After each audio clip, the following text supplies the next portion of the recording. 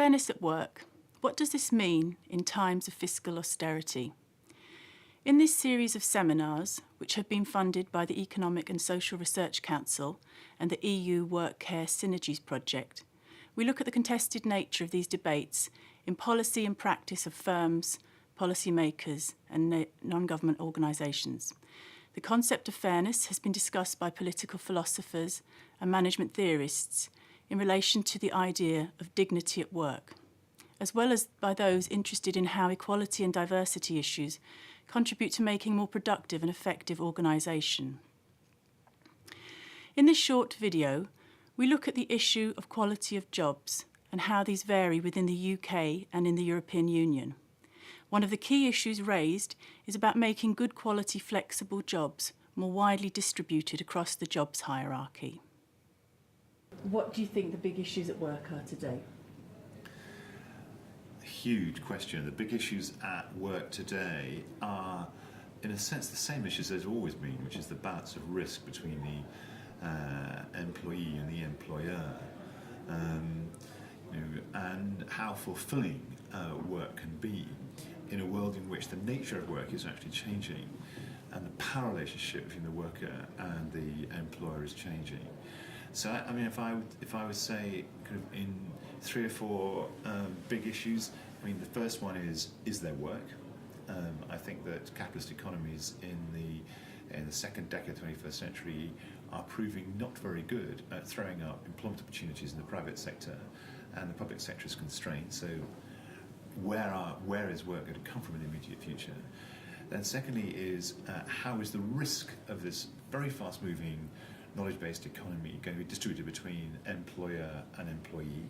And I am concerned that actually employers are displacing far too much risk onto employees without there really being kind of systems of insurance, of lifelong learning, livelihood insurance to mitigate that risk. Thirdly, there's a question in a very bifurcated labour market about the pleasure of work. Work should be where we act on the world as human beings, and actually it's where we demonstrate our craft, it's where we change the world, it's where we meet other people, and for some people in the knowledge-based economy, work is actually opening up into a fabulous daily prospect, and for others it's becoming highly routinized, highly commoditized, and highly risky. And again, how to enable and enfranchise probably the majority of people who are in the latter category, where work is unsatisfactory, and bring them into the first category is, I think, another major challenge. Okay, I think one of the big issues is the differences in job quality between different groups of workers and between different parts of Europe. Because if we look at the map of Europe, we find that most people are not happy with their jobs in Eastern Europe and in Southern Europe, and they're most happy with their jobs in the Scandinavian countries. So what is it about jobs in those countries that are producing that kind of level of satisfaction and not producing it in other countries? So we looked in more detail at this, and we found that actually it's the same factors that are affecting job quality and people's satisfaction with their life.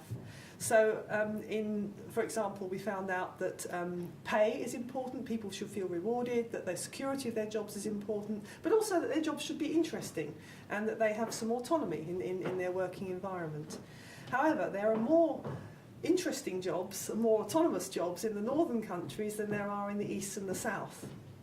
So the grotty jobs are in the east and the south, and everybody's unhappy with grotty jobs. And everybody's happy with good jobs, and they're more likely to be found in the north. Now, it's not just a question of division of Europe, it's also a question of division of the workforce. So some people have better jobs than other people, and those people who have better jobs are better able to negotiate flexibility and to organise their time around their jobs, and they have more power to do that they're empowered to do that rather with their employers. Whereas other groups of workers are not able to do that. For them, they're like victims of flexibility, that they have to work long hours, their schedules keep being changed, they keep being moved around.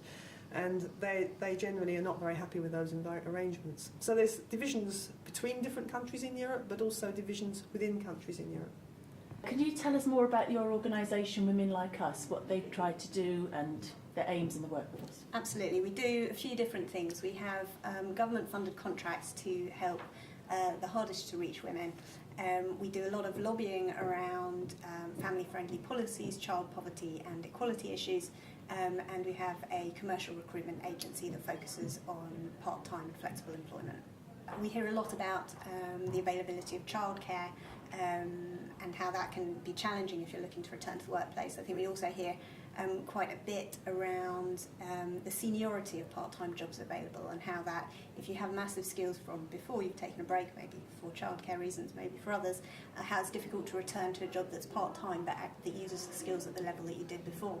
I think also, though, we hear a lot from employers around the practical challenges of implementing part-time work, and I think there's a lot to do that we can, there are a lot of ways we can address that quite easily. Just helping them scope part-time jobs, recruit good people into them, retain staff who want to come back part-time. And I think in a lot of ways doing those kind of practical things are really as powerful as the kind of legislative framework that also needs to sit alongside that. You mentioned your organisation's grown quite a lot in the past few years. Why do you think that's happened? Well, I think there are two really clear trends. First of all, increasingly, which is great news, employers are thinking about part-time and flexible employment in a way that they haven't done in the past. So a lot more employers are coming to us, asking us to find those part-time staff.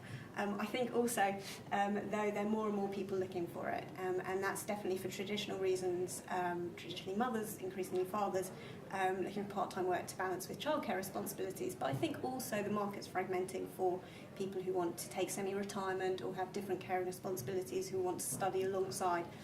So I think increasingly there's a lot more visibility and reason people are drawn to part-time work. What does fairness at work mean for you? Fairness is about proportionality. Fairness is about getting your due rewards for your efforts. Fairness is about there being transparent and accountable processes in which, if there are problems, they can be resolved. So fairness is about getting proper reward for your effort. Fairness is about not being asked to take on too much risk. Fairness is about there being a process of representation if things go pear-shaped, between you and your employer, between you and your workmates. And I think fairness is also about being able to house work in a way in which you have the opportunity to demonstrate your talents. Now, I mean, that is how I see fairness, and it throws up major issues about pay dispersion. I think pay at the top is particularly in the private sector, is outstripping any reasonable relationship between effort and contribution. I think fairness, I think that the decline of trade unions in the private sector has opened up big questions about how workers can represent grievances and resolve them, and what those procedures are. And I think that the character of work has actually allowed a kind of, if you like, disproportionate ability for knowledge workers to get great satisfaction from their work, and disproportionate inability of non-knowledge workers actually to have unsatisfying work. So I think that the fairness at work agenda opens up major issues on pay, on the character of work, relationship between employer and employee, and I think there's an ongoing. I mean, I'm very fearful that this new capitalism is actually accentuating kind of long-standing gendered biases in work, and that some of the advances women have made are going to be frozen or reversed.